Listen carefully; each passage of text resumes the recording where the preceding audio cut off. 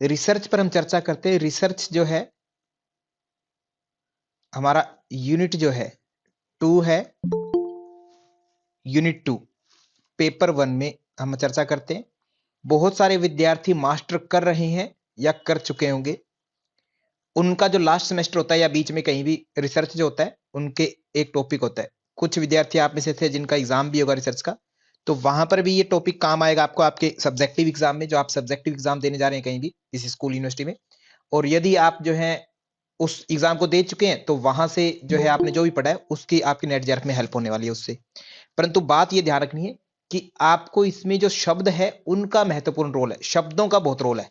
जो इसमें शब्द लिखे जाते हैं उन टर्म्स का बहुत ज्यादा रोल होता है, उन्हीं को ही आपको याद रखना है, उनका मीनिंग, उनके अंडरस्टैंडिंग आपको ध्यान में रखनी कि उनका मीनिंग क्या निकलता है। रिसर्च, रिसर्च वर्ड अगर देखें तो री और सर्च दो शब्द हैं। सर्च मतलब खोजना, री मतलब पुनः। एक्चुअल में कहते हैं हमारे पास सारे डाटा अवेलेबल है, जो था वो ऑलरेडी एग्जिस्ट करता है। कभी भी हम नया कुछ करते ही नहीं है, जितना संसार में है ऑलरेडी उतना ही रहेगा, कुछ नया कर ही नहीं पाएंगे। बस उसी को हम डाटा को मैनिपुलेट करेंगे, कुछ हम नया जानेंगे, है ना। सर्च, जानेंगे, खोज करके नया जानेंगे, ठीक है। रिसर्च, उसी पर ही हमें काम करना है बारंबार बारंबार। 100 साल पहले कहा गया था कि जो आपकी विपरीत करनी है ना, हजारों साल पहले कह दिया विपरीत करने से कहते हैं भूख बढ़ती है। आज हम उसको टेस्ट करेंगे, क्या सच में बढ़ती है? क्या 100 लोगों को पकड़ लिया हमने और उनको विपरीत करनी करवाया, क्या भूख सच में लगती है क्या विपरीत करने से? चेक कर लिया। कुछ साल पहले किसी ने कहा, कहता खेचरी एक ऐसी मुद्रा है जिसको ज्यादा भूख लगती है, यानी भस्म अग्नि है जिसको, भस्म अग्नि, ठीक है, बहुत ज्यादा जिसको अग्नि भूख लगती है, उसको डॉक्टर मिथिलेश कुमार जी अगर खेचरी मुद्रा का अभ्यास करवाएंगे तो भूख उसकी खत्म हो जाएगी। ऐसा किसी ने कह दिया, ठीक है, आचार्यों ने टेस्ट भी किया तभी उन्होंने कहा। तो अब हम उसको फिर से जो है चेक करेंगे, क्या कर रहे हैं, खोज रहे हैं, क्या खोज नहीं रहे, फिर से हम टेस्ट कर रहे हैं, रिसर्च कर रहे हैं, ठीक है। ओके, इसलिए सर्च एंड रिसर्च में ये वर्ड का अंतर है रितु कसारी में, सर्च और रिसर्च में अंतर जान लीजिएगा, ठीक है। पुनः खोजना, ठीक है, कि ऑलरेडी हमारे पास सारी चीजें एग्जिस्ट करती है, कुछ चीजें हमें पता होती है तब हम रिसर्च करते हैं, कुछ चीजें नहीं भी पता होती तब भी रिसर्च करते हैं, ठीक है, तब भी रिसर्च करते हैं। जैसे ये देखा जाए कि क्या कोई एक ऐसी चीज है ना जिससे किसी के हाथ अगर मान लो नहीं है तो हाथ वापस आ सकते हैं क्या, ऐसा कुछ हम टेस्ट कर रहे हैं। ये ऑलरेडी अगर है दुनिया में तो वो कहीं ना कहीं एग्जिस्ट करती हुई वो मेडिसिन किसी को पता होगा, बट हमें नहीं पता, इसलिए हम क्या करते हैं, रिसर्च करते हैं उस चीज पर भी। फिर से हमारी तरफ से हम कोशिश करते हैं, रिसर्च है सारा का सारा। ये तो शाब्दिक बात होगी जिसका एग्जाम में कोई यूज नहीं है। एग्जाम में जो यूज है उन लाइनों को हम पढ़ते हैं। रिसर्च, रिसर्च का मीनिंग क्या है, कहते रिसर्च जो है in common parlance refer to the search of knowledge, knowledge ज्ञान को खोजना, ठीक है। आप अपने अकॉर्डिंग जो है आपके दृष्टिकोण से कुछ जानकारियां जुटाते हैं, उनकी खोज करते हैं, उसी अर्थ में रिसर्च का यूज होता है कि ज्ञान से संबंधित है एक तो, ठीक है। रिसर्च को डिफाइन कर सकते हैं, रिसर्च क्या है, साइंटिफिक होती है। ऐसा नहीं है कि जैसे मुझे लगा कि मुझे ये खोजना चाहिए और मैं जाकर कहीं भी खोजने लग गया अकेला। इसके कुछ प्रिंसिपल है, ठीक है।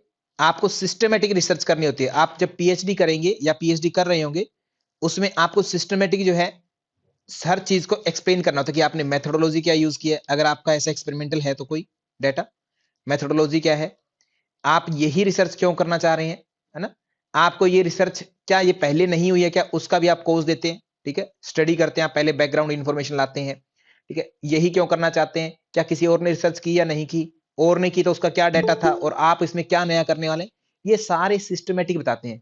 तो यानी कि सभी प्रिंसिपल्स को जब आप फॉलो करते हैं, Monika Shetigar ma'am, doctor Monika Shetigar ma'am, जब ऑल प्रिंसिपल्स की बात जब भी किसी भी चीज में आएगी तो समझ लेना सिद्धांत हमेशा वैज्ञानिक दृष्टिकोण से होते हैं, साइंटिफिक होते हैं। तो रिसर्च क्या हो जाती है, साइंटिफिक हो जाती है, वैज्ञानिक है, ठीक है, वैज्ञानिक पद्धति है। और इसमें सिस्टमेटिक होता है, ऐसा कभी नहीं करते कि मैं जो है मैं पीएचडी कर रहा हूं, मेरे टॉपिक में मैं जो है मेथोडोलॉजी सबसे पहले बता दूंगा और सबसे लास्ट में जो है मैं बैकग्राउंड इंफॉर्मेशन बताऊंगा, स्टडी करूंगा। ऐसा नहीं होता, सिस्टम से चलता है, शुरुआत से लास्ट तक जो है आप लास्ट में कंक्लूजन, शुरुआत में एब्स्ट्रैक्ट आदि जो भी आप इंट्रोडक्शन वगैरह वो देते हो, सिस्टमेटिक होती है, ठीक है।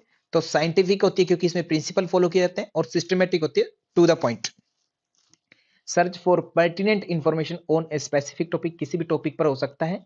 In fact research is an art of scientific investigation, जो आप इन्वेस्टिगेशन करते हैं, जो आप खोज करते हैं, उसकी आर्ट को आपने क्या कहा, साइंटिफिक इन्वेस्टिगेशन जो आर्ट है उसको आप रिसर्च कहते हैं, कला है एक तरह से, वैज्ञानिक पद्धति से आपको कुछ खोज करना है तो उसकी कला को आप क्या बोलते हैं, ये वर्ड देते हैं रिसर्च। ठीक है, ओके। अगर थोड़ा सा और इसका मीनिंग हम जाने रिसर्च का, तो सबसे पहले तो रिसर्च क्या हुई, साइंटिफिक है। क्या नॉर्मल रिसर्च होती है क्या, अनसाइंटिफिक हो सकती है रिसर्च, हो ही नहीं सकती। रिसर्च अनसाइंटिफिक होती ही नहीं है कभी भी। अनसिस्टमेटिक हो सकती है क्या, नहीं हो सकती। हाँ, मेथोडोलॉजी हम ऐसा यूज कर सकते हैं, कुछ सिस्टमेटिक यूज करेंगे, आगे आगे कुछ जो है रैंडमली यूज करेंगे, ठीक है, बट उसका भी कोई ना कोई कोज रहेगा हमारे पास। सिस्टमेटिक और साइंटिफिक होती है रिसर्च हमेशा। डिक्शनरी की डेफिनेशन पर देखें, रिसर्च इज केयरफुल इन्वेस्टिगेशन और inquiry specially to search for new facts in any branch of knowledge. कहते हैं किसी भी तरीके में आपको नए फैक्ट आदि को खोजना है, केयरफुल इन्वेस्टिगेशन, आप अलर्ट रह करके इन्वेस्टिगेट करते हैं, जांचते हैं, वो रिसर्च से संबंधित है। कुछ लोग रिसर्च को कहते हैं a movement from known to unknown. कहते हैं जो जानते हैं आप उससे नए जानी हुई चीज की तरफ बढ़ना, वो कहते हैं आपका रिसर्च है।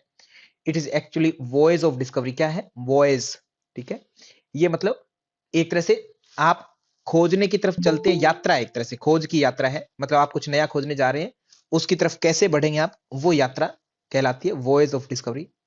ठीक है, हम सभी को बहुत सारी चीजें संसार में पता होती है, बहुत सारी चीजें नहीं पता होती है। पता होती है तो उनको हम समझ नहीं पाते, तो उनको समझने के लिए जो हम कोशिश करते हैं वो भी रिसर्च का ही पार्ट है। We all possess the vital instinct of inquisitiveness that makes us probe, जांच करना, प्रोब मींस जांच करना, and attain an understanding of the unknown.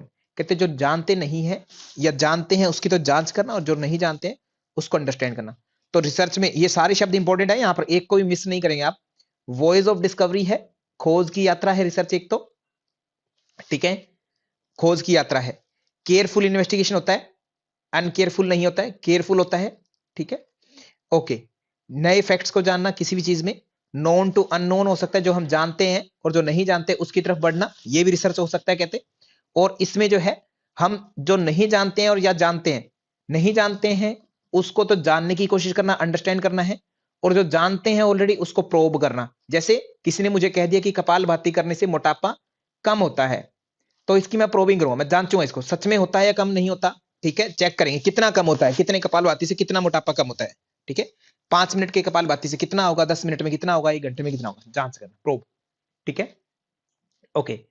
तो इसके बाद में कहते ये जो है is the mother of all knowledge and the method. कहते जो रिसर्च है, जिस भी तरीके से हम रिसर्च करते हैं, वो सभी मेथड, सभी ज्ञान का कहते स्रोत है। Which one employs for obtaining the knowledge of whatever is known, जो भी कहते जानकारी है या नहीं जानकारी unknown, can be termed as research. कहते हर तरीके से जो आपको नहीं पता है उसको जब जानने की आप कोशिश करते हैं, ज्ञान में लाते हैं, सारा रिसर्च के कारण ही होता है। Research is an academic activity. Research क्या है, एकेडमिक है। एकेडमिक का मतलब ऐसा नहीं है कि एक मजदूर जो है उसने, है ना, खुदाई की कहीं पर और उसने जो है सोने का खजाने का वो ढूंढ लिया कि ये देखो मुझे खजाना मिल गया, तो उसने रिसर्च कर दी, वो नहीं कहेंगे। एकेडमिक एक्टिविटी है, मतलब सिस्टमेटिक साइंटिफिक चलते हैं। एकेडमिक आपके शब्दिक शब्दों से होती है, ठीक है, सिस्टमेटिक चल करके आपकी रिसर्च होती है। बेशक फिर आपने मजदूर से खजाना खुदवाया, वो अलग बात है, हिस्टोरिकल रिसर्च आपने कर ली, ठीक है, बट केवल एक मजदूर कुछ खोज लेगा, उसने कोई आइडिया निकाल लिया कि मैं जमीन से पानी कैसे निकालूं, गाड़ी को कैसे चलाऊं, ऐसा कुछ आइडिया खोज लिया, तो वो रिसर्च नहीं कहेंगे, ये एक एकेडमिक एक्टिविटी है। पॉइंट सारे नोट करने योग्य है यहां पर डॉक्टर मधुकर भारती साहब। नंबर 1 वॉयज ऑफ डिस्कवरी है रिसर्च, केयरफुल इन्वेस्टिगेशन है रिसर्च, ठीक है, अनकेयरफुल नहीं है। आप नए फैक्ट्स को जानने की कोशिश करते हैं, जो भी आप जानते हैं उस जानकारी में नए चीजों को जानने की कोशिश करते हैं। अंडरस्टैंड करते हैं, जो नहीं जानते हैं उसको समझने की कोशिश करते हैं, जो जानते हैं उसको प्रोब करते हैं, प्रोब, ठीक है, मतलब जानना, ओके। और इसमें एकेडमिक एक्टिविटी है, रिसर्च क्या है, एकेडमिक एक्टिविटी है। And such as the term should be use in technical term, इनको हम टेक्निकल शब्दों में ऐसे यूज करते हैं, रिसर्च के रूप में यूज करते हैं, एकेडमिक एक्टिविटी है। कुछ लोग हैं जिन्होंने रिसर्च की परिभाषा दी है, उसको थोड़ा सा आप समझ लेंगे, हालांकि ये पूछा तो नहीं जाता है कभी, बट फिर भी आपको थोड़ा सा इसके बारे में पता होगा, आगे आइडिया लगाना आसान हो जाएगा, ठीक है, चीजें समझनी आसान हो जाएगी। एक क्लिफोर्ड वुडी नाम के व्यक्ति हैं, उन्होंने कहा रिसर्च जो है comprises defining and redefining problems. कहते हैं डिफाइन करना प्रॉब्लम को एंड रीडिफाइन। शुरुआत में कहते हैं आप डिफाइन करते हो, फिर दूसरा रिसर्चर आता है उसको रीडिफाइन करता है, अपने शब्दों में फिर से बयान करता है। फॉर्मुलेशन ऑफ हाइपोथेसिस, हाइपोथेसिस का मतलब क्या है? हाइपोथेसिस, कल्पना, और मात्र कल्पना नहीं, परिकल्पना। परिकल्पना, पहले ही कल्पना कर देना। जैसे कोई टॉपिक है, आप रिसर्च करने जा रहे हैं कि कपालभाति का मोटापे पर क्या प्रभाव है, मोटापा पर क्या प्रभाव है। अब ये आपका रिसर्च का टॉपिक है, क्या प्रभाव है, ये टॉपिक है सपोज कीजिए, या कपालभाति मोटापे को किस प्रकार से इफेक्ट करता है, बढ़ाता है या घटाता है।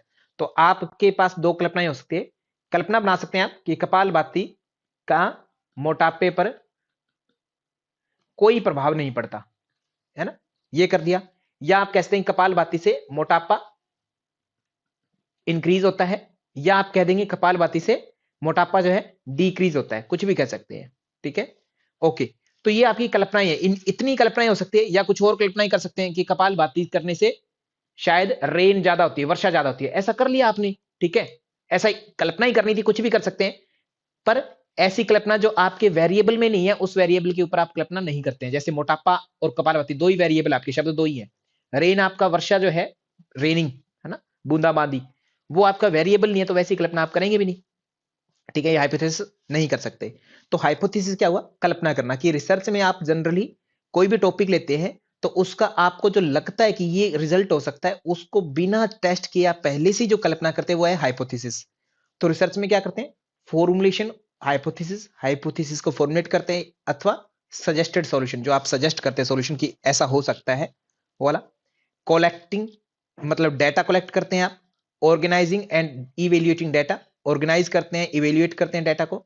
मेकिंग डिडक्शन, डिडक्ट करते हैं, डिडक्शन डीजीपी, आप जनरल टू पर्टिकुलर जाते हैं, आपको जनरल आइडियाज होते हैं, सभी चीजों को देख करके एक पर्टिकुलर आइडिया पर आप पहुंचते हैं। एंड रीचिंग कंक्लूजन, एक कंक्लूजन पर पहुंचते हैं, एक निर्णय पर पहुंचते हैं। ठीक है, कहते हैं ये रिसर्च होती है।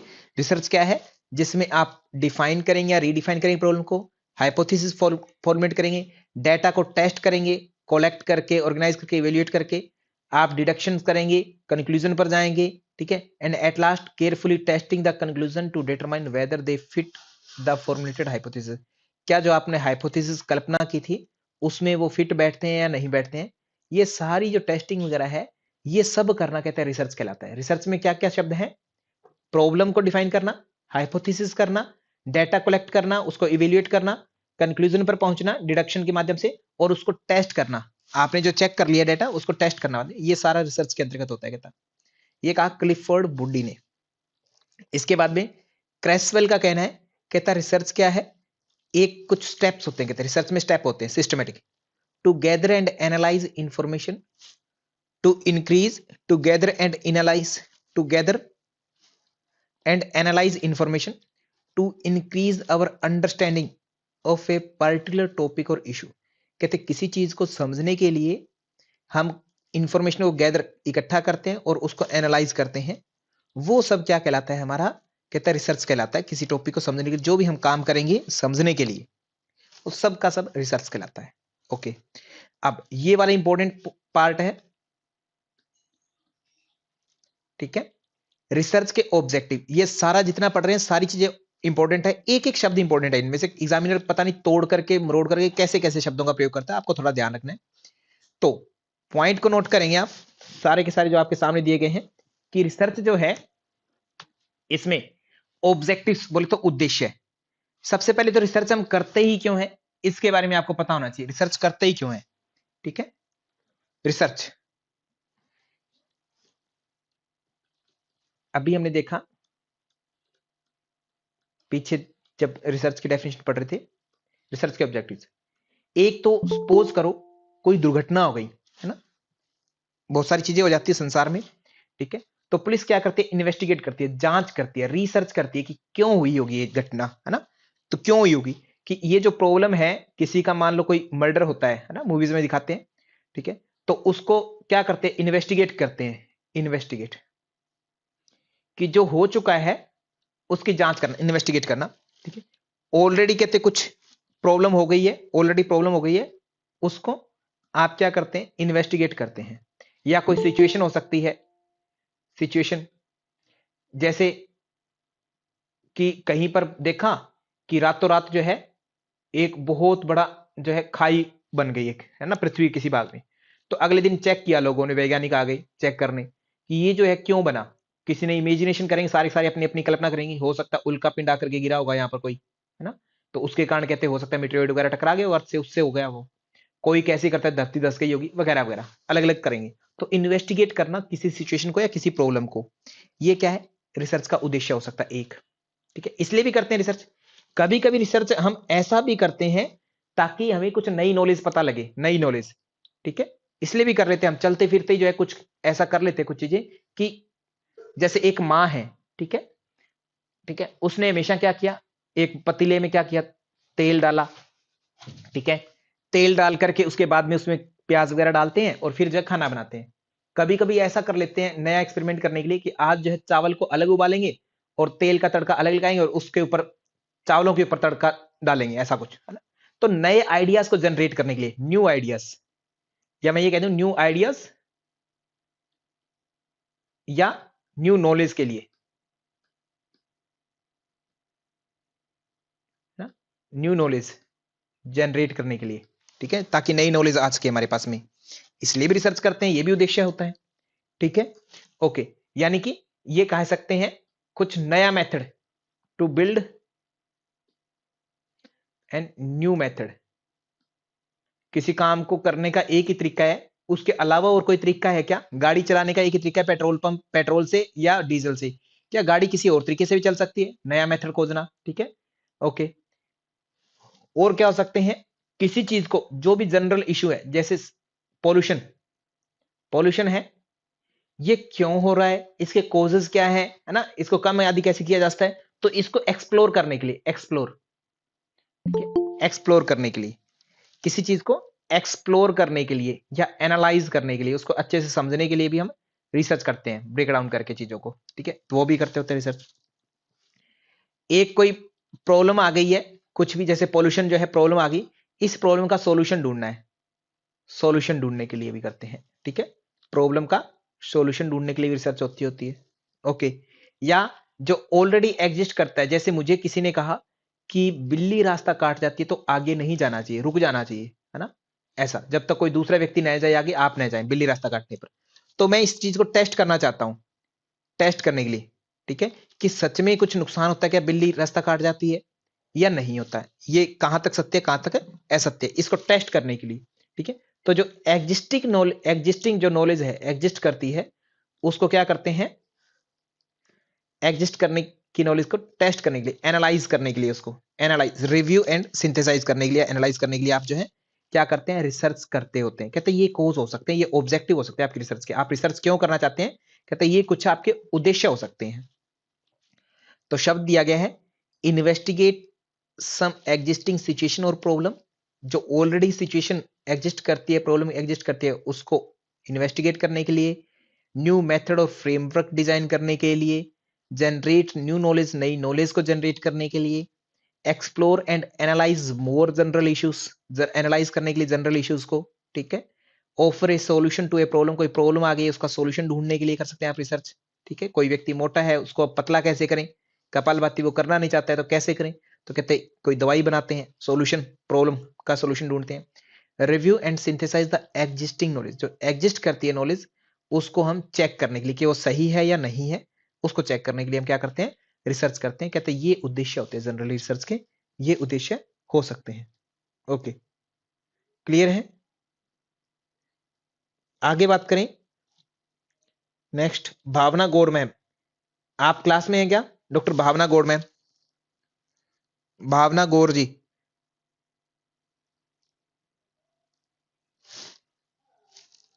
Okay, thank you. तो कहते हैं ये ऑब्जेक्टिव हो सकते हैं रिसर्च के ना। ठीक है, आप प्लीज टाइम पर आया करें भावना गौर जी, हमेशा ही आप लेट रहते हैं क्लास में ना, तो टॉपिक निकल जाता है फिर हाथ से। आप कहते हैं रिसर्च की कुछ विशेषताएं हैं, वो क्या है, हमने क्या देखा अभी तक, रिसर्च का मीनिंग देखा है, मीनिंग साइंटिफिक है, सिस्टमेटिक है, आर्ट ऑफ साइंटिफिक इन्वेस्टिगेशन है, साइंटिफिक वैज्ञानिक इन्वेस्टिगेशन, केयरफुल इन्वेस्टिगेशन होता है, अलर्ट रहते हैं, ऐसा नहीं कि रास्ते चलते चलते कुछ भी कर लिया और हमने कह दिया कि हमने तो रिसर्च कर ली, ऐसा कुछ नहीं, सिस्टमेटिक होगा। वॉयस ऑफ डिस्कवरी है, खोज की यात्रा, अंडरस्टैंडिंग द अननोन, अननोन को जानना और प्रोब करना, जांचना। एकेडमिक एक्टिविटी है, नॉन एकेडमिक नहीं है, ठीक है, नॉन एकेडमिक नहीं है। दूसरी, रिसर्च में कुछ स्टेप्स यूज होते हैं, उनके अकॉर्डिंग ही आपको आगे बढ़ना होता है, उन्हीं के थ्रू आपको टॉपिक को एनालाइज करना है, अंडरस्टैंड करना है, वही रिसर्च है। रिसर्च के ऑब्जेक्टिव से कुछ उद्देश्य हैं, क्यों रिसर्च करते हैं, कहते आप नया कुछ जानना चाहते हैं या जो है ऑलरेडी उसको टेस्ट करना चाहते हैं। ये सारे से रिसर्च के ऑब्जेक्टिव्स हो गए, उद्देश्य। इसके बाद में रिसर्च के कैरेक्टरिस्टिक्स है, कैरेक्टरिस्टिक्स।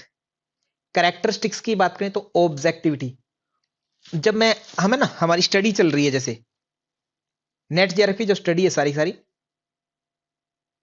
नेट जेआरएफ की स्टडी ऑब्जेक्टिव होती है, ठीक है, नेट जेआरएफ में।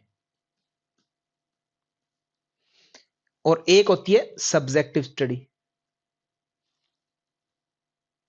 सब्जेक्टिव ज्यादा एक्सप्लेन हो जाती है, एक्सप्लेन करना, व्याख्या ज्यादा होती है।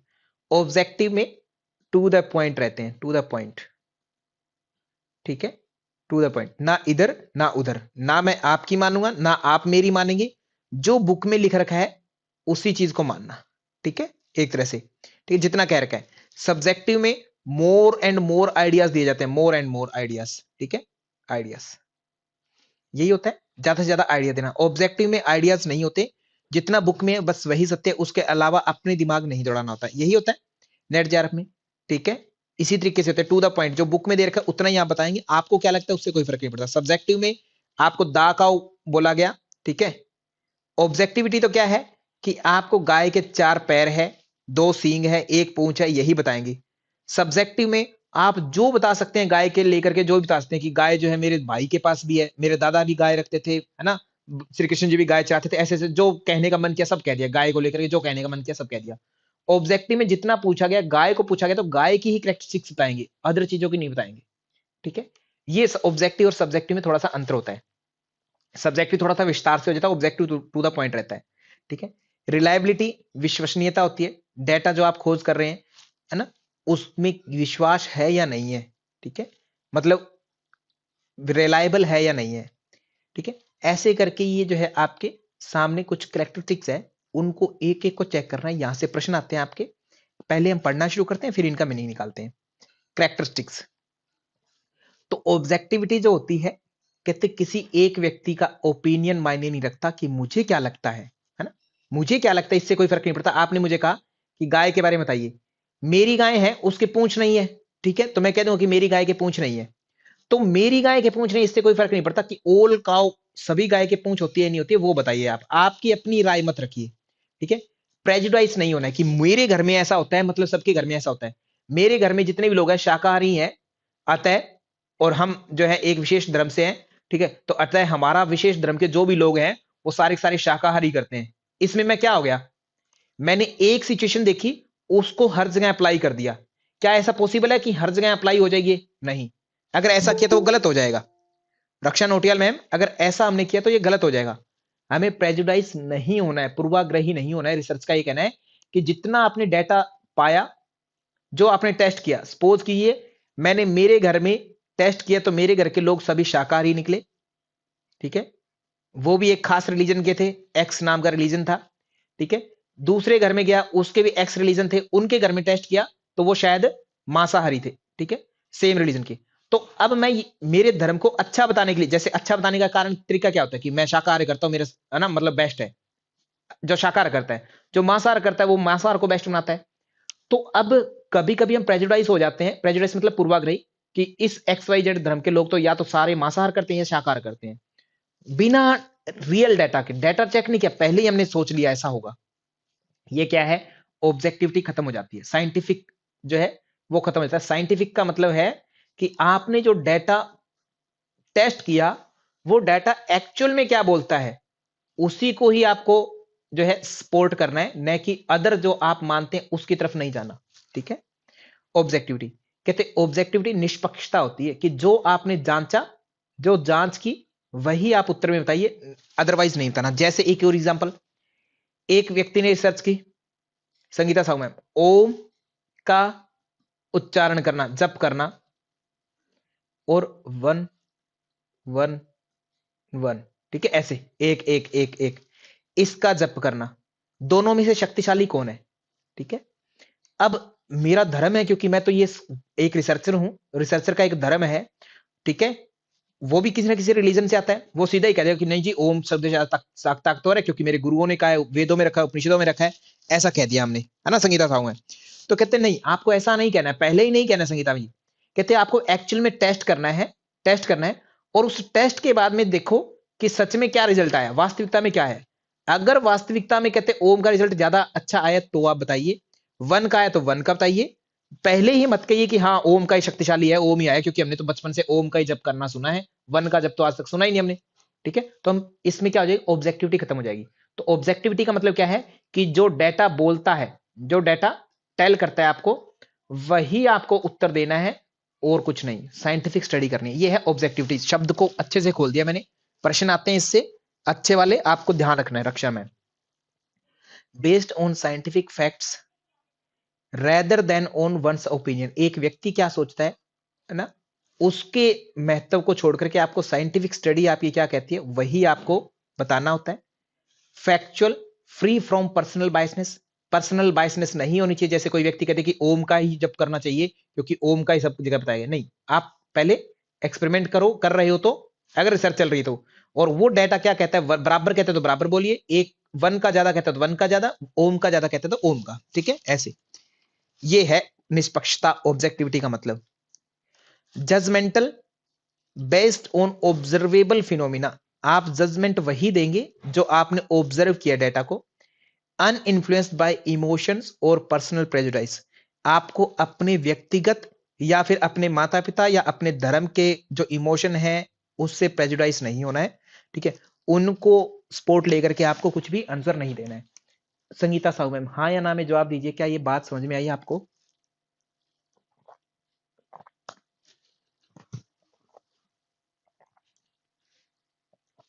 भावना गौड़ मैम, रक्षण होटियाल मैम, ऑब्जेक्टिविटी का मतलब पता लगा क्या? तीन ही लाइनों में है, परंतु आपको ध्यान रखना है, ऑब्जेक्टिविटी मतलब इमोशनलेस, इमोशन लेस स्टडी, ठीक है। रिसर्चर तो इमोशनफुल होगा ही होगा, ठीक है, उसको ऐसा कोई निर्णय नहीं देना है जिसको वो मानता है पहले से या उसके माता पिता मानते हैं। मेरे माता पिता हमेशा कहते थे कि शाकाहार करना चाहिए, भगवान भी कहते, राम शाकाहार करते थे, बजरंगबली शाकाहार करते थे, हम उनके वंशज हैं, हमें भी कहते वही करना है, ठीक है, और मैं बचपन से मानने लगा शाकाहारी सबसे बड़ा है। तो अब जब मांसाहार की बात आई तो मैं उस पर रिसर्च करने की बजाय यही कहूंगा कि मांसाहार तो सर खराब भोजन है, सबसे पहले यही कह दूंगा। तो ये तो मेरा प्रेजुडाइस है, मैं क्योंकि मेरे माता पिता कहते थे, मेरा धर्म है और मैं खुद शाकाहार करता हूं, तो इसलिए मैं उसको पहले से बता रहा हूं।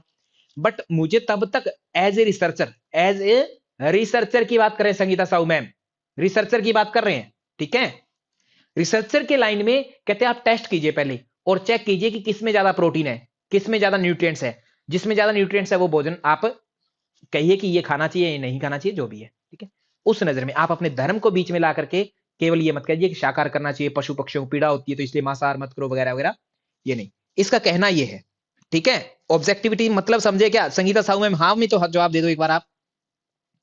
ओके, डॉक्टर मधुकर भारती जी, कविता कुमावत मैम, रक्षा जी, मिथिलेश कुमार जी, रंजना शर्मा जी, रेखा सैनी मैम, अंजलि कुमावत जी, जूही भिवानी मैम, शब्द क्लियर हुए कि आपको बायस नहीं होना है। बायस मतलब एक तरफ झुकाव नहीं रखना है, पहले ही बिना कुछ कहे आपको एक तरफ नहीं झुकना है, ठीक है, बिना कोई स्टडी के स्टडी करो, जो स्टडी कहेगी उसी तरफ जाओ, फिर चाहे आपकी बात सत्य है, चाहे दूसरी बात सत्य है, या दोनों सत्य है, तो दोनों को वैसा ही स्वीकार करो, ठीक है, वैसा ही स्वीकार करो जो स्टडी बोलती हो, वो है ऑब्जेक्टिविटी। आशा करता हूं समझ में आया।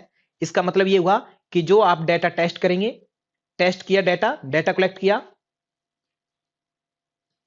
कलेक्ट के बाद में टेस्ट किया, टेस्ट करने के बाद में जो रिजल्ट आया उसको एज इट इज बताना, विदाउट एनी इमोशनल और पर्सनल प्रेजुडाइस, ठीक है, पूर्वाग्रही हुए बिना।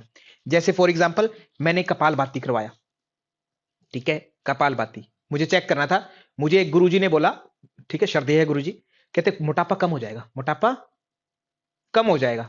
अब एक बात तो मैं ये बोल दूं कि हाँ जी मेरे गुरुजी ने बोल दिया मोटापा कम होगा ही होगा, तो मैं टेस्ट भी ऐसे ही करूंगा कि मोटापा पता लगा, मैंने लोग लिए, मैंने जो है 20-20 किलो वाले लोग ले लिए, है ना, पीपल्स ले लिए, डेटा ले लिया, लोगों को 10% ले लिए, जिसका किसी का 20 किलो, किसी का 21, किसी का 22, कपाल भाती करवाया और मोटापा उनका हाई हो गया, हाई हो गया, बढ़ गया, क्योंकि अंडरवेट थे तो बढ़ना ही था, कपाल भाती नॉर्मल भी तो करता है, मोटापा बढ़ गया। अब जो है फिर भी मैं, क्योंकि मेरे गुरुजी का भगत हूं, तो मैं क्या कहूंगा कि नहीं, कपालभाति करने से ऊपर नीचे डेटा में हेरफेर कर दूंगा, 20 की जगह मैं दिखा दूंगा 19, किसी का 18 ऐसा दिखा दिया। तो देखो जी, कपालभाति करने से मोटापा कम होता है, दिखाना ही था रिसर्च में, मुझे चेक थोड़ी करना आएगा कोई व्यक्ति। तो ये क्या हो गया, यही जो है हमारा ऑब्जेक्टिविटी खत्म हो गई, क्योंकि मैंने गुरुजी की बातों को सत्य साबित कर दिया। गुरुजी की बातों को सत्य नहीं करना था, आपकी रिसर्च क्या बोलती है वही बताइए। बड़ा है तो बड़ा है, और क्यों बड़ा है, क्योंकि आपने अंडरवेट के लोगों को लिया इसलिए बढ़ गया, ओवरवेट होते तो आपके घट जाता। ऐसा आप एक्सप्लेन कीजिए उन चीजों को, ठीक है। गीता मिश्रा मैम, शब्द क्लियर हुआ? हाँ, अपनापन नहीं दिखाना है, यही ऑब्जेक्टिविटी, अपनापन नहीं दिखाना है, ठीक है।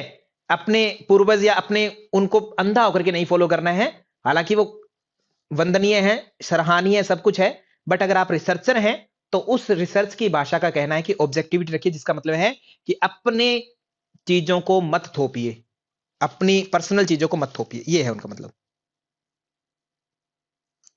ओके, आगे चर्चा करते हैं। नेक्स्ट, अंजलि जी बहुत ही अच्छा शब्द एक्सप्लेन किया आपने, पूरी ऑब्जेक्टिविटी को आपने एक्सप्लेन कर दिया एक ही बार में, ठीक है।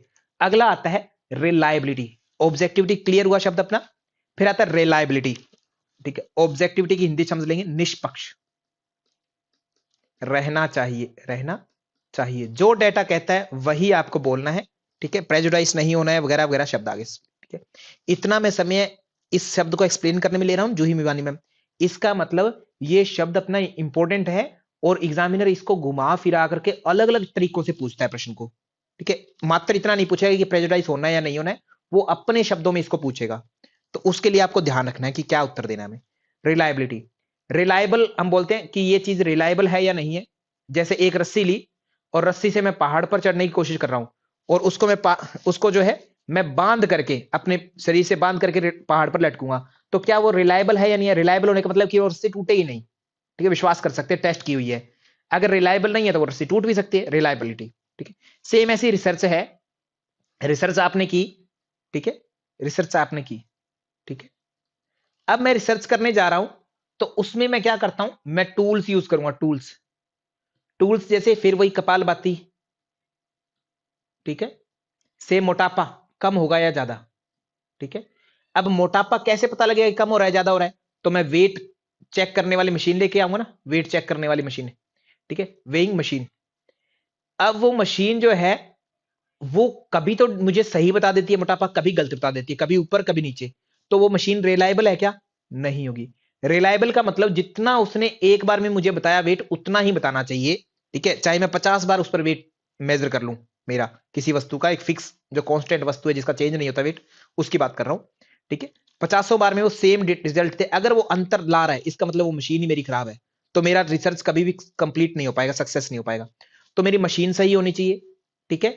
और जो मेरा रिसर्चर है, ठीक है, रिसर्चर जैसे मैं हूं, मैंने 20 किलो वाले व्यक्ति को चेक किया, क्योंकि मेरे गुरुजी ने कह दिया था कि वेट कम होगा। मैंने 20 किलो वाले व्यक्ति का रिसर्च में ऐसे छापने के लिए मैंने 18 केजी दिखा दिया कि देखो मोटापा कम हो गया कपालभाति के बाद में, जानबूझ करके, क्योंकि गुरुजी की बात को सत्य करना था।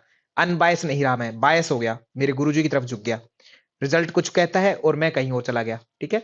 तो ये क्या है, अब मेरी ही रिसर्च को आज मैंने कर दी 2024 में, एक रिसर्च की 20 किलो वाला वेट को अगर चेक करें, कपालभाति करवाई, तो उसका 18 हो जाएगा। अगले दिन 2025 में कोई व्यक्ति आया, उसने रिसर्च की, उसने 20 किलो वाला यही व्यक्ति लिया, उस पर रिसर्च की, तो उसका तो सर कहते 50 केजी हो गया, वेट बढ़ गया उसका। तो अब मेरी और उसकी रिसर्च में क्या हो गया, खंडन हो गया। मेरी खंडन कर दिया मेरी रिसर्च को, मेरी रिसर्च, इसका मतलब या तो मेरी रिलायबल नहीं है या उसकी रिलायबल नहीं है। तो जितनी भी बार आपकी रिसर्च को टेस्ट किया जाए, अगर वो कोई कांस्टेंट रिजल्ट देता है एक सिस्टमेटिक, तो उसी तरफ वो झुकना चाहिए, न कि बार बार ऊपर नीचे हो। रिलायबिलिटी खो जाएगी नहीं तो, ठीक है। रिलायबल शब्द समझ में आया? विश्वसनीयता, रिसर्च में विश्वसनीयता होनी चाहिए, क्योंकि आपको कोई कहेगा तो नहीं कि आपकी रिसर्च गलत है या अच्छी है या बुरी है, ऐसा कोई नहीं कहने वाला। जो भी आप टूल यूज करेंगे वो सारे रिलायबल हो, विश्वसनीय हो, ठीक है। उसके बेस पर आपको चीजें बतानी है सारी की सारी। पढ़ते हैं line to line. Reliability refers to whether or not you get the same answer by using an instrument to measure something more than once, ठीक है। कि आप रिलायबिलिटी का मतलब क्या है, कि आपको बार बार टेस्ट अगर कर रहे हैं किसी मशीन के द्वारा कुछ भी, तो सेम आंसर मिलता है या नहीं मिलता है। अगर सेम आंसर मिलता है, ठीक है, और उसमें सेम आंसर ही चाहिए आपको, तो वो रिलायबल है। अगर सेम आंसर नहीं मिलता है और जबकि आपको चाहिए था सेम आंसर बार बार, ऐसा कोई काम कर रहे थे आप, जैसे हाइट मेजर करना। मैं एक चीज है, एक व्यक्ति है, उसकी हाइट मेजर कर रहा हूं, तो हाइट मेजर करने के लिए मुझे बार बार मैंने मेजर की, 50 बार मेजर कर ली, तो 50 बार सेम ही हाइट आनी चाहिए थी। पता लगे पहली बार मेजर की तो 5 फीट आ गया, दूसरी बार की तो 6 फीट आ गया, तीसरी बार 7 आ रहा है, फिर 5 आ रहा है, फिर 6, 7, 7.5, ऐसा कुछ अलग अलग आ रहा है। तो अब मेरी या तो वो टूल खराब है, ठीक है, या फिर मैं रिसर्चर ही खराब हूं कि मुझे मेजर नहीं करना आता, कुछ तो गड़बड़ है, सेम आंसर नहीं मिल रहा, तो रिलायबिलिटी नहीं है। ठीक है, मैंने चेक किया किसी भी चीज को, किसी भी चीज को, तो उसका रिजल्ट अगर बार बार चेंज हो रहा है, इसका मतलब मैं वो टूल जो है रिलायबल नहीं है, रिलायबल मशीन पर विश्वास नहीं कर सकते, क्योंकि वो मशीन डावाडोल है ना, खराब है, यानी मैं इसको वेरीफाई नहीं कर सकता, वेरीफाई नहीं कर सकता। वेरीफाई करिए आप, ठीक है, वेरीफाई करेंगे तो अगर वो हो गया तो ठीक है, मतलब रिलायबल है, अगर नहीं हो रहा वेरीफाई, इसका मतलब वो रिलायबल नहीं है। तो इसलिए रिलायबिलिटी का दूसरा नाम क्या होता है? Verifiability, verifiability. Okay, in simple term कहते रिसर्च रिलायबिलिटी क्या है? Is the degree to which research method produce stable and consistent result, जिससे कहते हैं रिसर्च के जो रिजल्ट आते हैं आपके वो स्टेबल, स्थायी होते हैं और कंसिस्टेंट रिजल्ट होता है। अगर वो चेंजेस भी आ रहे तो एक सिस्टमेटिक चेंज आते हैं। वेरीफायबिलिटी, इसको वेरीफायबिलिटी कहते हैं। जैसे सपोज करो मैंने किया, कपाल भाती करवाया लोगों को, ठीक है, और किसी का वेट था, सपोज करो अंडरवेट था, अंडरवेट, ठीक है, अंडरवेट था, किसी का 20 था, किसी का 30 था, किसी का 40 था, तो सबका जो है आज 2024 में मैंने चेक किया, ठीक है, और 10 मिनट मैंने कपाल भाती करवाया, टाइम भी कितना करवाया? 10 मिनट, ठीक है, 2 मंथ तक करवाया, तो 2 मंथ में सबका जो है लगभग 1 kg बढ़ा, ठीक है, एक दो, इसका 2 kg बढ़ा, इसका 3 kg बढ़ा, इसका 4 kg बढ़ा, ठीक है। तो अब मैं ऑन एवरेज में एक एक टर्म कहना चाहूंगा, कंक्लूजन निकालूंगा इसका, कि अगर कपाल भाती को 10 मिनट करवाया जाता है और 2 मंथ रेगुलर करवाया जाता है, तो हर एक व्यक्ति का अंडरवेट जो होता है उसका 10% वेट जो है, 10% वेट गेन हो जाता है। ये मैंने क्या की? रिसर्च की। 10%, 20 का 10% 2 ही होता है ना जूही मैम, 30 का 3 होता है, 40 का 4 होता है। ये मैंने एक कंक्लूजन दे दिया। अब कोई नया रिसर्चर आया 2025 में, 2026 में वगैरह वगैरह, वो मेरी बात को चेक करेगा, या मैं ही खुद दोबारा रिसर्च करूंगा कि मैंने कुछ कमी छोड़ दी, मुझे ऐसा लग रहा है, मैं चेक करता हूं दोबारा। तो 2024 में मैंने खुद दोबारा से चीज की, मैंने इस बार जो है 10 kg वाला व्यक्ति लिया, 15 kg वाला व्यक्ति लिया, 25 वाला लिया, उनको चेक किया, तो उनको चेक किया तो 10 वाले का तो बढ़ गया सीधा 15 kg हो गया, तो इस बार तो 50% वेट गेन हो गया। 15 वाले का जो है 12 kg हो गया, या ये समझ लो 7.5 kg हो गया, इसका 50% माइनस हो गया। तो इसका मतलब मेरी रिसर्च रिलायबल नहीं है, ठीक है, मैं खुद ने मैंने चेक की तो रिसर्च में चेंजेस आ गया हर बार, तो रिलायबल नहीं है ना, या तो टूल खराब है या रिसर्च में कुछ गड़बड़ है, रिलायबिलिटी नहीं है, वेरीफाइबिलिटी नहीं हुई। अगर सेम 10 kg का भी 1 kg बढ़ता, 15 वाले का 1.5 बढ़ता, 25 वाले का 2.5 बढ़ता, तो ये 10% फिर से बढ़ रहा है, इट मींस मैं रिलायबल कह सकता था। कंसिस्टेंटली बढ़ रहा है, इंक्रीज हो रहा है वेट, कंसिस्टेंसी सेम है। अगर कंसिस्टेंसी सेम नहीं है तो मतलब रिलायबल नहीं है, कंसिस्टेंट रिजल्ट रहने चाहिए, इसी को हम वेरीफाइबिलिटी बोलते हैं। शब्द समझ में आया गीता मिश्रा मैम? शब्द का मीनिंग क्या है रिलायबिलिटी का? कि आप जो भी रिसर्च कर रहे हैं उसका सेम रिजल्ट हो और उसी वे में हो जिस वे में होता है। श्रीकर भारत जी, आप तो चीजों को समझते हैं, आपको तो समझ में आनी चाहिए सारी बातें, ठीक है, आपसे ज्यादा समझता ही कौन है चीजों को। ओके, श्रीकर भारत जी, समझ में आ रही है बात क्या? ठीक है, डन। आगे और चेक करते हैं। कहते अगर अभी जितने मैंने बातें की वही बात कर रहे हैं। इफ एनी रिसर्च सील्ड सिमिलर रिजल्ट ईच टाइम, अगर कोई रिसर्च सेम रिजल्ट दे रही है बार बार, ठीक है, then it is undertaken with similar population, तब ये सेम पॉपुलेशन के साथ में, उसी तरीके की पॉपुलेशन के साथ में, उसी कॉन्टेक्स्ट में, उसी सिमिलर प्रोसीजर के साथ हम चेक करें तो सेम रिजल्ट आएगा कि नहीं आएगा, उसी को हम वेरीफाइबिलिटी बोलते हैं, वेरीफाइबिलिटी बोलते हैं, ठीक है, उसी को वेरीफाइबिलिटी बोलते हैं कि सेम आपकी पॉपुलेशन हो, सेम कॉन्टेक्स्ट, सेम प्रोसीजर। अब पॉपुलेशन वर्ड का मतलब क्या होता है? सामान्य रूप से तो हम इतना ही समझते हैं कि पॉपुलेशन का मतलब जनसंख्या, ठीक है, ऐसा रिसर्च में कुछ अलग होता है। सपोज करो मुझे जो है गेहूं का गोदाम है, गेहूं का गोदाम, वहां पर 4-5 साल से गेहूं की बोरियां रखी हुई है बहुत सारी, गेहूं रखी हुई है क्विंटल्स में, बहुत टनों में रखी हुई है, उनको मैं चेक करने जाता हूं, चेक करने की वो गेहूं खराब हो चुके हैं या खाने लायक है या नहीं है, तब हमें उसको चेक करना है। तो चेक करने के लिए वो जितना भी गेहूं का पूरा गोदाम है वो क्या है, पॉपुलेशन है, उसमें से मैं सारी की सारी गेहूं को चेक नहीं करने वाला, एक एक दाने को, पॉसिबल भी नहीं है। तो मैं रैंडमली जाकर के 4-5 जो बोरियां हैं, 4-5 बोरी है, उनमें से कुछ दाने उठाऊंगा, ठीक है। वो अगर अच्छे निकले तो मैं ऑल ओवर सारे डेटा के बारे में क्या कह दूंगा, गुड है या बैड है ना। अच्छे निकले तो सारी अच्छी है गेहूं, पूरा गोदाम, ठीक है। अगर बुरे निकले तो पूरी गेहूं खराब है, ऐसे ही कहेंगे हम, यही कहेंगे, ठीक है। तो पॉपुलेशन एक बड़ा अम्ब्रेला टर्म है, उसका कुछ भाग जिस पर हम चेक करते हैं, जिस पर हम टेस्ट करते हैं, जो रिसर्च में इंक्लूड करते हैं, उसको हम बोलते हैं सैंपल, ठीक है। तो ए एंड आर की लाइन बन गई डॉक्टर गोगावत सर की पॉपुलेशन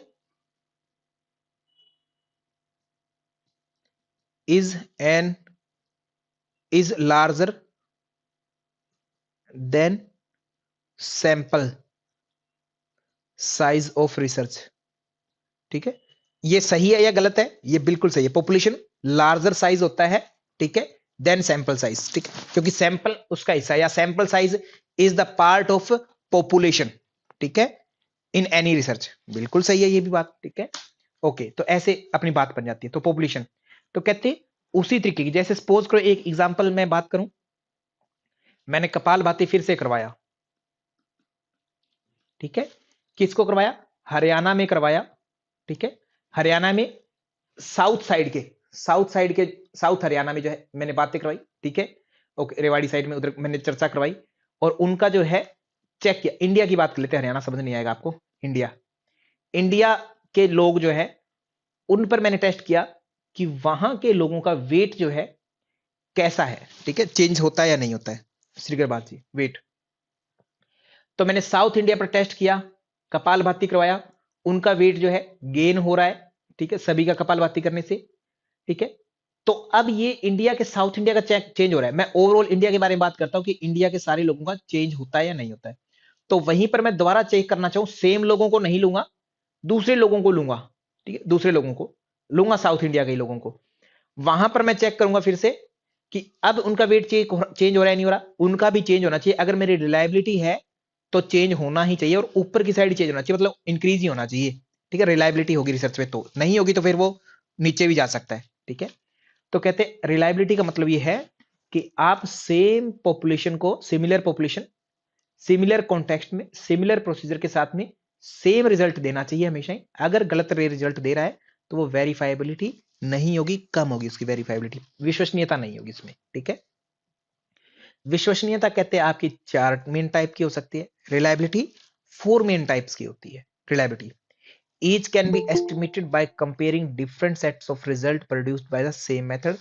कहते हैं ये सारी की सारी जो है आपकी मैटर करती है किससे, आपका जो रिजल्ट है, आपका जो डेटा है वो कैसा आपने यूज किया है उससे, ठीक है। तो 4 प्रकार की रिलायबिलिटी है, चारों को समझ लेंगे एक बार में। आप आपकी स्क्रीन पर दिया गया है, देखो शब्द, देखो पहला शब्द क्या दिया गया, test, retest, the same test over time, same test over time. अभी मैं एग्जांपल जो दे रहा था उसी को एग्जांपल को लेते हैं।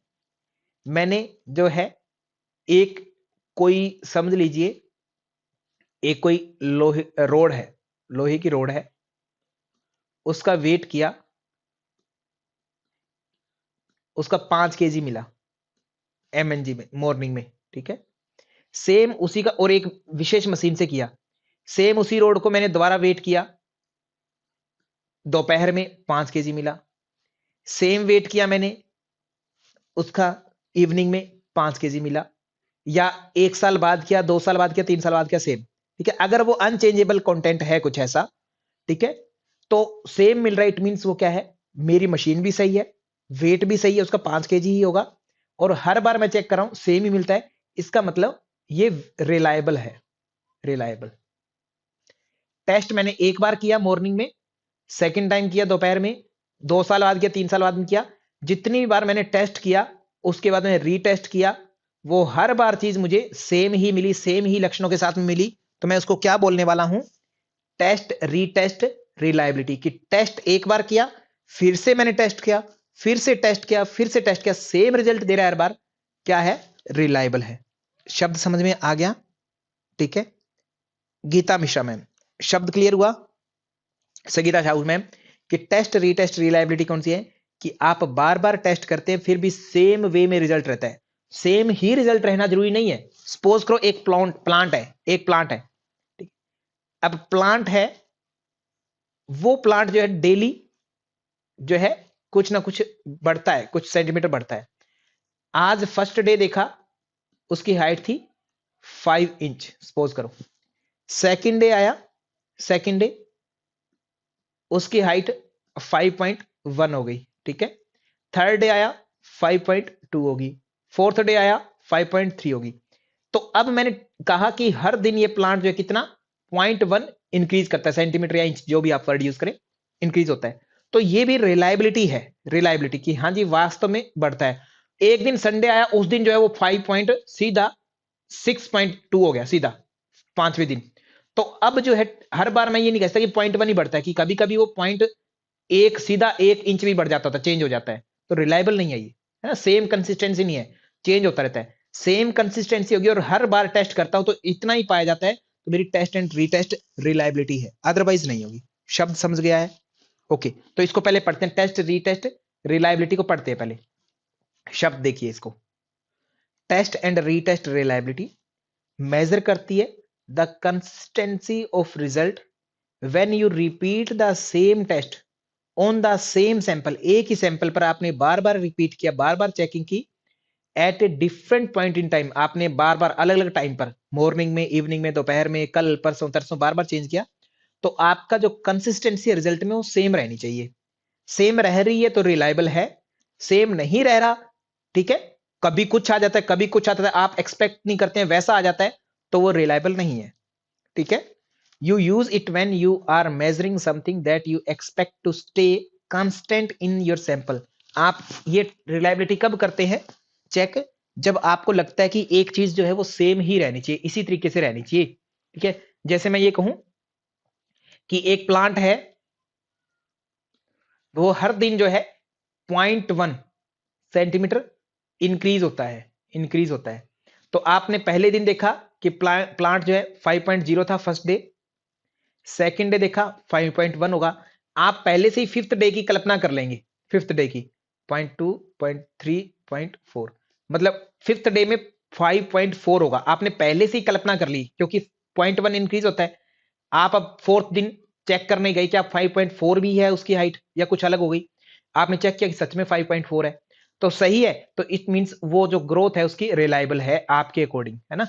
मतलब रिसर्च जो है रिलायबल है, आपने जो सैंपल लिया है वो सही है। अगर पता लगे आपने सोचा था कि 0.1 इंक्रीज होती है बट वो जो है मुरझा गया है ना, 6 या ये समझ लो कि 4.4 हो गया, कम हो गया, तो इसका मतलब कुछ अदर कोज रहे होंगे या वो टेस्ट अभी रिलायबल नहीं है, आपको दूसरा टेस्ट यूज करना पड़ेगा, रिलायबल नहीं है, विश्वसनीयता नहीं है, ठीक है। कोई चीज जब आप सोचते हो कि सेम सैंपल रहेगा, सेम कंसिस्टेंसी रहेगी, तब आप टेस्ट रीटेस्ट रिलायबिलिटी करते होते हो। जैसे a test of colour blindness, जैसे कलर ब्लाइंडनेस, हर व्यक्ति अगर कहते हैं कि कलर ब्लाइंडनेस होती है तो कहते कभी दूर नहीं होती है। बेशक आज आपको किसी आर्मी की कोई जॉब थी या कहीं पर जॉब थी पायलट वगैरह की, उस जॉब से आपको निकाल दिया ये कहकर कि आपको कलर ब्लाइंडनेस है, और आपने केस कर दिया कोर्ट में कि कलर ब्लाइंडनेस है ही नहीं। तो अगर आज आप कलर ब्लाइंडनेस है और ये सही से टेस्टिंग हुई है, तो डेफिनेटली चाहे कितनी भी बार आप टेस्ट करवा लीजिए, आप कलर ब्लाइंडनेस ही मिलेंगे हम, है ना, ठीक है, कलर ब्लाइंडनेस ही आएगी। तो ये क्या है? टेस्ट रीटेस्ट की एक बार अगर जो चीज आ गई तो वो हर बार सेम ही रहने वाली है, चेंज नहीं होने वाली है, टेस्ट रीटेस्ट, ठीक है, चाहे कितने भी टाइम बाद में आप कर लो, ठीक है। कहते हैं ये चेंज नहीं होती, इसको हम क्या बोलते हैं? Test retest reliability. आशा करता हूं शब्द समझ में आ गया होगा। गीता मिश्रा मैम हाँ या ना में जवाब देंगी, अंजलि शर्मा जी, रेखा सैनी मैम, रंजना शर्मा जी, संगीता साहू मैम, कविता कुमावत मैम, मिथिलेश जी, भावना गौड़ जी, अंजलि जी, श्रीकर भारत साहब। टेस्ट एंड रीटेस्ट रिलायबिलिटी शब्द क्लियर हुआ क्या? Okay, thank you. क्यों इंपॉर्टेंट क्यों है? क्यों इंपॉर्टेंट है? क्योंकि many factors can influence your result at different point in time. बहुत सारी चीजें होती है जो आपके रिजल्ट को चेंज कर सकते हैं। जैसे मैंने अभी एग्जांपल लिया कि आपका एक प्लांट है, वो पहले दिन आपका 5.4 था, 5.1 था, 5.2 था, 5.3 था, फोर्थ डे जाकर वो 4.4 हो गया, हाइट कम हो गई उसकी। क्यों? हो सकता है आपने सब कुछ चेक किया, सही था, ऐसे ही था, बट उसमें एक दिन आपने पानी नहीं डाला, तो उस कारण से पानी कम हुआ, उसकी हाइट कम हो गई। ठीक है, हाइट कम होगी, सपोज करो ऐसा, या मुरझा गया। तो ये कहते कुछ फैक्टर होते हैं जो आपकी रिसर्च को इन्फ्लुएंस करते हैं। वो कौन से फैक्टर है, उनको जांच करने के लिए कहते हैं ये रिसर्च होती है। Many factors can influence your result at different point in time. For example, respondent might experience different moods. जैसे कोई व्यक्ति है, उसका मूड, सुबह उसको देखा तो वो खुश था, शाम को देखा तो वो दुखी हो गया, दोपहर में देखा तो फिर से खुश हो गया, अगले दिन देखा तो फिर वो दुखी था, दोपहर में देखा खुश हो गया, शाम को देखा फिर से खुश था। चेंजेस हो रहे हैं मूड में। तो वो जो चेंजेस आ रहे हैं वो किसी पर्टिकुलर चीज के कारण आ रहे हैं। आप गारंटी नहीं दे सकते कि ये इसी टाइम खुश होता है या इसी टाइम दुखी होता है ना। जब उसके साथ कोई एक घटना होती है तब वो सुख या दुख मनाता है। तो कहते कुछ चीजें होती है जो चेंज करती है। उन चेंजेस को हमें पता लगाने के लिए ये test and reset retest reliability करते हैं कि वो चेंज आते ही क्यों हैं। ठीक है, क्यों आते हैं? कि जैसे मूड इफेक्ट होता है, उसमें कुछ एक्सटर्नल कोज होते हैं, वो चेंज करते होते हैं। Test retest reliability can be use to assess how well a method resist these factor over time.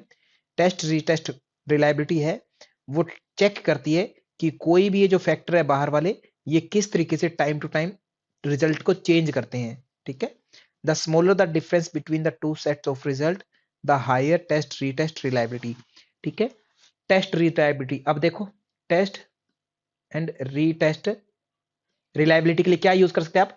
या तो हायर लेवल कह सकते हैं, हायर लेवल है उसका, या लोअर रिलायबिलिटी है, लोअर टेस्ट रीटेस्ट रिलायबिलिटी कह सकते हैं। ठीक है, कब कब बोल सकते हैं? सपोज करो मैंने मॉर्निंग में अब दो एग्जांपल लेता हूं। मॉर्निंग में देखा एक एक प्लांट को, उसका वेट था 5.0। ठीक है, मॉर्निंग में। ठीक है, इवनिंग में देखा 5.0, और नाइट में, है ना, नाइट में देखा 5.0। कोई चीज थी ऐसी, उसका डाटा इतना ही रहा, तो ये मैं रिलायबल कह सकता हूं, हायर है, हायर टेस्ट रिलायबिलिटी की, बहुत ज्यादा विश्वास है, हद से ज्यादा विश्वास है कि ये चीज सेम ही रहनी है, कभी चेंज नहीं होगी। अब दूसरी चीज, मॉर्निंग में देखा मेरी चीज जो थी 5.0 थी, इवनिंग में देखा वो 5.2 हो गई, नाइट में देखा वो 6.7 हो गई, अगले दिन देखा फिर से वो 3.0 हो गई। ऐसा हर बार डाटा बढ़ा और कभी घटा, डाउन चला गया। ठीक, अनएक्सपेक्टेड, कुछ भी नहीं। तो ज्यादा डाटा में वेरिएंस है, कभी 5.0 कभी 5.2 कभी 6.7 कभी 3.0, एक ही चीज में चेंजेस आ रहा है हर बार, हर टाइम टू टाइम चेंज आ रहा है। तो मेरी टेस्ट एंड रीटेस्ट रिलायबिलिटी लो है, ये कहूंगा। हाई कहने के लिए मेरा डाटा में अंतर कम से कम होना चाहिए। जैसे 5.0 है, कभी 5.1 हो गया, कभी 5.0 हो गया, कभी 4.9 हो गया, सेम सा डाटा, कम से कम चेंज डिफरेंस है इनमें, अंतर कम है। 5.0 और 4.19 में 0.1 का डिफरेंस है, 0.1 का डिफरेंस है, 0.1 का, तो कम से कम डिफरेंस है। ठीक है, कम से कम, जितना कम से कम डिफरेंस रहेगा दो सेट डाटा के, दो सेट में, उतना मेरी रिलायबिलिटी, विश्वसनीयता ज्यादा से ज्यादा रहेगी। और जितना अंतर आएगा डाटा में, हर बार मैं चेक कर रहा हूं, हर बार रिजल्ट में अंतर आता है मेरे, तो रिलायबिलिटी है ही नहीं, मतलब लो विश्वसनीयता है, कम से कम विश्वास होता है मुझे चीज में। समझ में आ गई ये शब्द? टेस्ट एंड रीटेस्ट रिलायबिलिटी को हम हायर लोअर कहते होते हैं। हायर कब बोलेंगे? जब दो स्मॉलर, जितना कम से कम डिफरेंस होगा दो सेट में रिजल्ट में, उतना मेरी टेस्ट रीटेस्ट रिलायबिलिटी ज्यादा होगी। और जितना मेरा डिफरेंस ज्यादा आ गया, कभी तो मेरा 3.0 आ गई कोई वैल्यू, कोई चीज चेक की, 3 kg वेट आया, एक समान था, 3 kg दिखा दिया मशीन ने। अगली बार उसी समान, सेम समान को मैंने वेट किया तो वो 5 kg दिखा दिया, कभी वो 10 kg दिखा रहा है समान सेम, हर बार वो ऊपर नीचे दिखा रहा है। तो इसका मतलब वो मशीन खराब है, ये कहेंगे। मशीन खराब मतलब मेरा विश्वास नहीं है इस मशीन पर, इस मशीन पर वेट नहीं करेंगे, दूसरी मशीन पर वेट करेंगे हम। ठीक है, वेट नापेंगे, मेजर करेंगे, तो इसका मतलब ये वेट मशीन खराब है, हायर नहीं है, लो लेवल है टेस्ट रीटेस्ट का, क्योंकि डाटा बार बार बहुत बड़ा अंतर आ रहा है, बड़ा अंतर। समझ गए शब्द को? Geeta Mishra ma'am please, research है, आराम आराम से समझेंगे तभी समझ में आएगा। दो ही शब्द हमने चर्चा की है। आगे इसका एग्जाम्पल आपके सामने ले रखा है, एक आईक्यू के ऊपर ले रखा है। जैसे आईक्यू किसी का मेजर करना है, तो आईक्यू आज हमें पता लगता है किसी का बहुत अच्छा आईक्यू है। ठीक है, एक व्यक्ति को आईक्यू टेस्ट लिया, उसके सपोज करो स्कोर आया 50, अगली बार आईक्यू टेस्ट लूंगा, है ना, हो सकता है उसके 49 आ जाए। तीसरी बार आईक्यू टेस्ट लूंगा, हो सकता है उसके 51 आ जाए। हो सकता है नेक्स्ट टाइम अगर चेक करूं मैं तो हो सकता है उसका 52 आ जाए। ओके, एक तो ये है आईक्यू टेस्ट करना, और एक सेकंड लाइन है आईक्यू टेस्ट किया मैंने, आज रिजल्ट आया 30 है। दूसरी बार आईक्यू टेस्ट उसको करवाया तो रिजल्ट आ गया 40। तीसरी बार आईक्यू टेस्ट किया तो 60 आ गया। चौथी बार आईक्यू टेस्ट किया तो उसका जो है 20 आईक्यू टेस्ट आ गया। ठीक है, इतना रिजल्ट आया। अब ये ए कंडीशन है, एक इसमें से ए टेबल है, ए, एक है बी टेबल, रेड वाली बी है। तो मुझे बताओ हायर टेस्ट रीटेस्ट रिलायबिलिटी कहां पर है, किस में है? डॉक्टर मधुकर भारती साहब प्लीज आंसर दीजिएगा। ठीक है, कहां पर है सर? हायर, ज्यादा अच्छा विश्वास किस पर कर सकता हूं मैं? ज्यादा, एक टेस्ट है, दो टेस्ट बनाए मैंने, एक ए बनाया एक बी बनाया। ए वाला तो ऐसा स्कोर करता है बार बार कितना भी मैंने टेस्ट किया। ठीक है, अंतर दोनों में आ रहा है, देखो सेम सिमिलर नहीं दे रहा, बट मैं ये कहूं हायर कहां पर है? हायर ए में है। ए ज्यादा विश्वसनीय है क्योंकि ये लगभग सिमिलर सा अंतर दे रही है, कम से कम अंतर आ रहा है, मेरा वेट में अंतर आ गया बिल्कुल है। बहुत सारे फैक्टर होते हैं हमारे रिजल्ट को इन्फ्लुएंस करने वाले, बहुत सारे। इवन की एक लोहे की रोड, जैसे मैंने एग्जांपल दिया, अगर प्रैक्टिकल लाइफ में हम देखते हैं गोगावत सर, आज एक लोहे की कोई टुकड़ा है मेरे पास, उसका वेट मैंने किया 5 केजी है, मैं 10 साल बाद में उसका वेट करूंगा तो हो सकता है उसका वेट कम आ जाएगा, डेफिनेटली कम आए, क्योंकि फैक्टर है, उसको जंग लगता है, वो उसको हवा के कारण या रेजिस्टेंस जो जंग के कारण होता है वो खत्म हो जाता है, धीरे धीरे कम आ सकता है। बट एक रेजिस्टेंस, एक जो है रीटेस्ट वेरिएबिलिटी, रिलायबिलिटी हाई तभी मानी जाएगी जो मिनिमम नेग्लिजिबल कम आएगा। ठीक है, ऐसा नहीं कि वो खत्म ही हो जाए, स्मॉल डिफरेंस होगा जितना, उतना हाई लेवल रहेगा रिलायबिलिटी का, विश्वसनीयता का। ठीक है, और जितना बिग बिग डिफरेंस रहेगा, ज्यादा से ज्यादा डिफरेंस रहेगा, उतना मेरी लोअर रिलायबिलिटी मानी जाएगी। अर्थ समझ गए? So thank you to all, धन्यवाद आप सभी का।